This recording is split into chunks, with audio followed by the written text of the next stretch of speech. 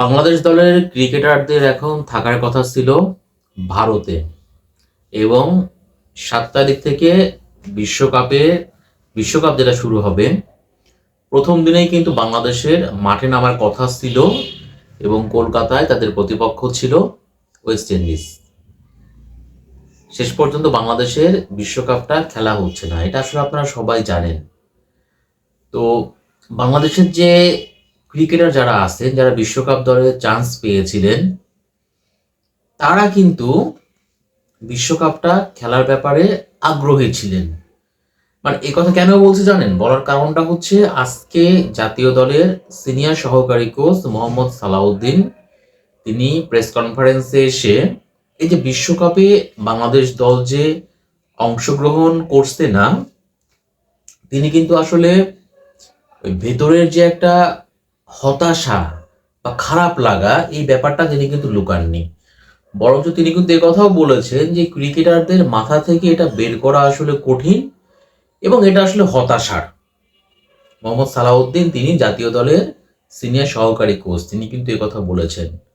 তো অবশ্যই যদি আপনি বাংলাদেশের ক্রিকেটারদের মতামত আপনি নেন, মতামত যদি আপনি জানতে চান, তাহলে পারে আমার কাছে মনে হয় যে 15 জনের স্কোয়াডটা দিয়েছিল অধিকাংশই বিশ্বকাপ খেলার ব্যাপারে ইতিবাচক ছিলেন। কিন্তু সবার আগে যেহেতু দেশ এবং সরকারের সিদ্ধান্ত, সো খেলোয়াড়রা কিন্তু সরকারের সিদ্ধান্তটা মেনে নিয়েছেন এবং তারা মানে সরকার যদি বলে যে আমরা বিশ্বকাপ খেলতে ভারতে যাব না, তাহলে পারে তো খেলোয়াড়দের এখানে কোনো কিছু বলার নেই, খেলোয়াড়দের এটা মানতেই হবে।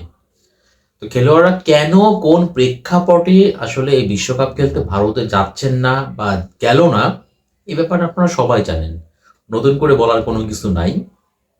কিন্তু দেখেন, বিশ্বকাপের এই সময়টা বিসিবি মূলত মানে আমাদের তো কয়েকদিন আগে বিপিএলটা শেষ হলো, 23 তারিখ ফাইনাল ছিল।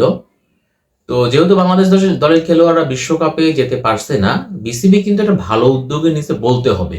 এটা সংক্ষিপ্ত তারা টি-20 টুর্নামেন্টের আয়োজন করেছে এই সময়। মানে অবস্থা আমরা একটা বলতে পারি এরকম, দুধের স্বাদ ঘোলে মেটানোর মতো। দুধের স্বাদ ঘোলে মেটানোর কথা কেন বলছি জানেন? দেখেন ভাই, কোথায় বিশ্বকাপ আর কোথায় হচ্ছে ঘরোয়া টুর্নামেন্ট। মানে বিশ্বকাপের সঙ্গে নিশ্চয়ই কোনো কিছু তুলনা চলে না, হোক সেটা টি-20 বিশ্বকাপ 2 বছর পর পর আয়োজন করুক, সেটা ডাজেন্ট ফ্যাক্ট। ম্যাটারটা হচ্ছে যে এটা কিন্তু বিশ্বকাপ এবং বাংলাদেশের যোগ্যতা বলেই তো সরাসরি খেলার জন্য তারা কোয়ালিফাই করেছিল, সরাসরি তারা খেলতো। এটা কিন্তু বাংলাদেশ দল যোগ্যতা দিয়ে অর্জন করেছে, এটা কিন্তু আইসিসি বা কেউ বাংলাদেশকে সুযোগ দেয়নি। তো বাংলাদেশ দল কোয়ালিফাই করার পরেও, তারা সুযোগ পাওয়ার পরেও বিশ্বকাপটা খেলতে পারছে না। এখানে খেলোয়াড়দের মধ্যে হতাশা আফসোস থাকাটা খুব স্বাভাবিক। তো বিসিবি কি একটা ধন্যবাদ এই জন্য দেওয়া উচিত, সেটা হচ্ছে তারা খেলোয়াড়দের ব্যাপারটা মাথায় রেখেছে এবং রেখে একটা প্রায় 2.5 কোটি টাকার একটা টুর্নামেন্ট, 5, 6, 7, 9 4 দিনের একটা সংক্ষিপ্ত একটা টি-20 টুর্নামেন্ট, যার নামকরণ করা হয়েছে অদম্য বাংলাদেশ টি-20 কাপ 2026। এবং এতে 3টা দল, ধূমকেতু, দুরন্ত, দুর্দান্ত একাদশ নামে 3টা দল মূলত অংশগ্রহণ করছে এবং প্রায় 39 জন ক্রিকেটার।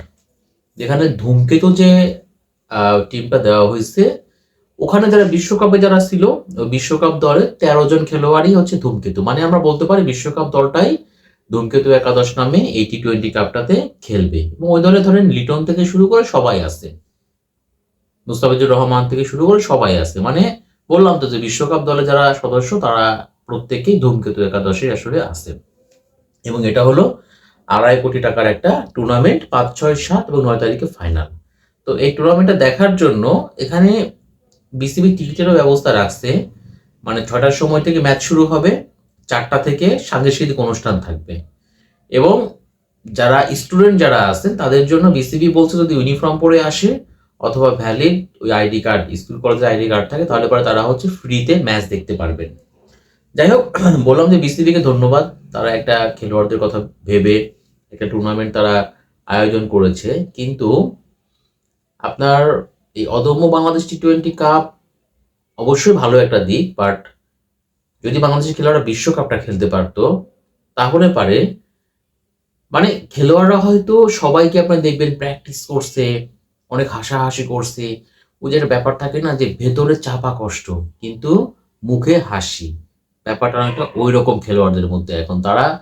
আমি প্রথমে তো একটা কথা বলছি না, প্রত্যেক খেলোয়াড়ই আপনি অধিকাংশ খেলোয়াড়ই কিন্তু বিশ্বকাপ খেলার জন্য মুখিয়েছিলেন এবং তারা যোগ্যতা দিয়েই আসলে বিশ্বকাপে কোয়ালিফাই করেছিল। বাট সবার আগে যেহেতু দেশের সম্মান, দেশের মর্যাদা, মুস্তাফিজুর রহমানকে আইপিএল থেকে যেভাবে বাদ দেওয়া হলো, এরপরে বাংলাদেশ বিসিবি তারা আইসিসিকে অনুরোধ করলো তাদের ম্যাচের ভেন্যু যেন শ্রীলঙ্কায় দেওয়া হয়, আইসিসি সেই অনুরোধটা রাখলো না, তখন আসলে বিসিবিরও কোনো কিছু আর করার ছিল না।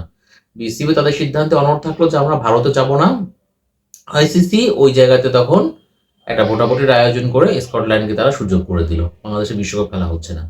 তো এই সময়টা বাংলাদেশের খেলোয়াড়রা এখন ওই অদম্য টি-20 কাপটা খেলে সময় পার করবে। এই জন্য আসলে বলছিলাম যে একদিক থেকে বিসিবিকে ধন্যবাদ, তারা খেলোয়াড়দের কথাটা মাথায় রেখেছে, মাথায় রেখেই এই টুর্নামেন্ট আয়োজন করেছে।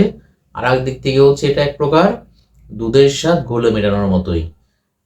মানুষ ক্রিকেটকে ভালোবাসে, মানুষ বিশ্বকাপ দেখতে চায়, বাংলাদেশের খেলোয়াড় যারা আছেন তারাও কিন্তু বিশ্বকাপে খেলতে চান, কিন্তু সবার আগে দেশ। আর সে কারণে বাংলাদেশের খেলোয়াড়রা এবার বিশ্বকাপে দর্শক হয়ে থাকবেন।